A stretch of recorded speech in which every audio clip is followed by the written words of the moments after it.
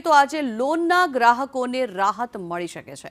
Reserve bank વ્યાજ દરમાં ઘટાડો જાહેર કરે તેવી શક્યતાઓ, ત્યારે રિઝર્વ બેંક મોનેટરી પોલિસીની જાહેરાત કરશે। વ્યાજ દરમાં 0.25 થી 0.50% ઘટાડો શક્ય છે, ત્યારે રેપો રેટ ઘટશે તો તમામ લોન સસ્તી થઈ શકે છે।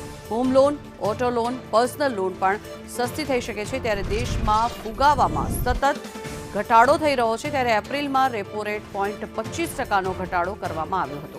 હાલ રેપો રેટ 6% પર ચાલી રહ્યો છે, ત્યારે આ વર્ષે રિઝર્વ બેંકે 2 વાર વ્યાજ દરમાં ઘટાડો કર્યો છે।